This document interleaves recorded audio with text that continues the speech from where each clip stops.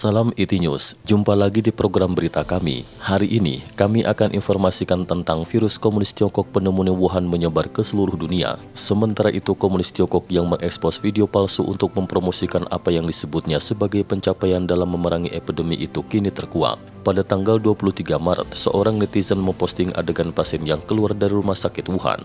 Dalam video itu, sutradara berkata siap action adegan menangis dan pasien pun langsung menangis haru di bawah sorotan kamera. Mari simak berita selengkapnya.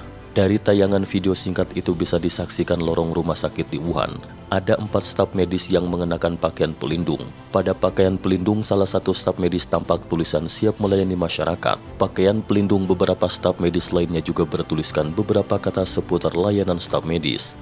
Ada 3 model yang diperankan pasien di samping staf medis. Sutradara yang merekam video itu berkata siap action adegan menangis. Salah satu pemeran yang diperankan pasien segera menangis sesegukan sambil berjalan ke depan staf medis dan memeluknya diiringi tepuk tangan lainnya. 预备，哭！哭又来呀！哭又来呀！恭喜你啊！回去都要好好养病啊！好的，谢谢。早点回家，因为还得隔离3个月。是。 Netizen Niu yang memposting video itu berkomentar, adegan penyelamatan bencana, adegan puji syukur, adegan mengantar ke pemakaman, adegan secara langsung, adegan terapi, hanya adegan kremasi dan kejahatan komunis Tiongkok yang asli.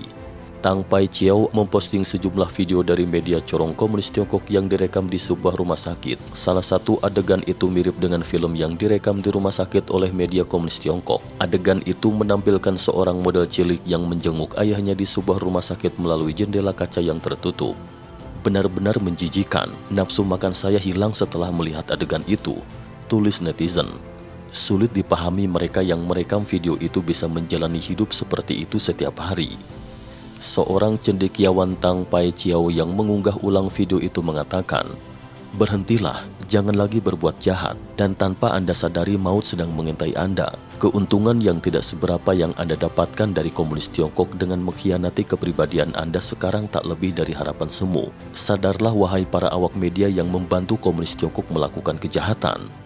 Tang Paiqiao adalah salah seorang aktivis politik yang melawan Tiongkok dari Provinsi Hunan yang memimpin aksi protes mahasiswa selama gerakan demokrasi tahun 89 silam.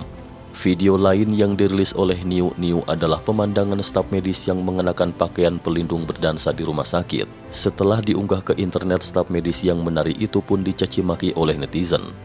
Orang-orang ini telah dicuci otak, menyedihkan. Saya tidak melihat peri, tapi melihat sosok iblis sedang menari. Bandit komunis menyamar sebagai perawat, menginjak-injak hati nurani dan biadab. Pada 6 Maret, televisi nasional Tiongkok CCTV China Central Television Komunis Tiongkok mengatakan, reporter melakukan wawancara pada tanggal 3 Maret di Chuo Yangtze River Emergency Hospital atau Rumah Sakit Darurat Sungai Yangtze Wuhan. Sebuah video yang direkam CCTV tentang percakapan seorang perawat wanita dengan seorang pasien lansia memicu diskusi sengit para netizen Tiongkok. Ketika dokter bertanya kepada pasien di atas tempat tidur, "Bagaimana kabarmu hari ini, Pak?" "Baik," sahutnya. Dokter bertanya lagi, "Bagaimana dengan tenggorokanmu hari ini, masih sakit?" "Tidak," jawabnya singkat. Dokter kembali bertanya, "Bagaimana dengan pernafasanmu, masih terasa sesak?" Tak disangka, pasien yang tidak paham sedikit pun tentang dunia medis tertegun sejenak dan ragu-ragu, kemudian balik bertanya kepada dokter, "Menurut dokter lebih baik saya bilang pendek atau sesak atau panjang lega?" Dokter memberi isyarat, "Pernapasan saya lancar."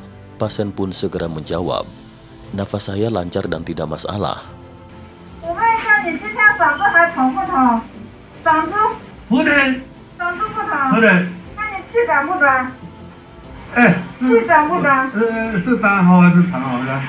气不短？听不到，不短不短，哎。 Setelah video itu terbongkar, banyak orang mencibir CCTV entah mengapa belangnya yang sudah ketahuan itu masih saja disiarkan. Pasien usia lanjut itu tampak sehat walafiat, sangat responsif dalam menjawab, membuktikan orang tua yang direkrut untuk berakting itu masih sehat secara fisik dan mental. Media komunis Tiongkok dan pihak rumah sakit bekerja sama bersandiwara. Mereka menganggap 1,4 miliar penduduk Tiongkok itu orang-orang yang bodoh. Memangnya kenapa meski terbongkar oleh kalian, berita yang disiarkan besok juga mau tidak mau kalian harus percaya? Untuk memutihkan citra negatif dari rumah sakit kabin persegi seperti kamp konsentrasi, komunis Tiongkok menyuruh pasien untuk tampil di CCTV setelah membuat pernyataan terima kasih kepada komunis Tiongkok. Netizen mendapati bahwa pasien wanita yang berbagi pengalaman kepulangannya dari rumah sakit itu adalah orang yang sama dengan perawat wanita yang pernah mencium pacarnya di kaca isolasi.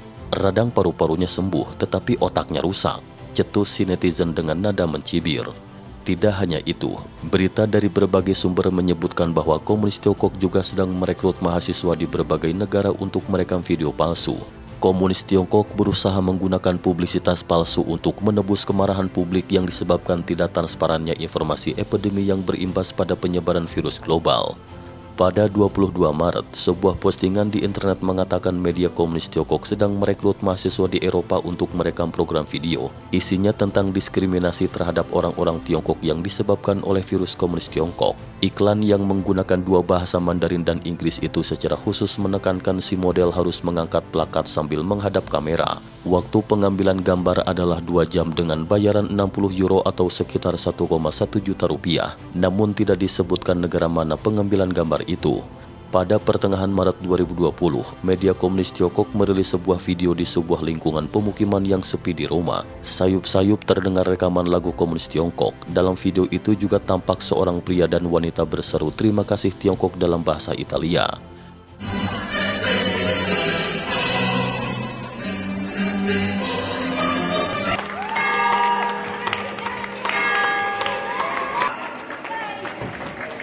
Opini publik menduga itu juga merupakan video palsu dari uang komunis Tiongkok untuk mempekerjakan seseorang membuat video sesuai kebutuhan.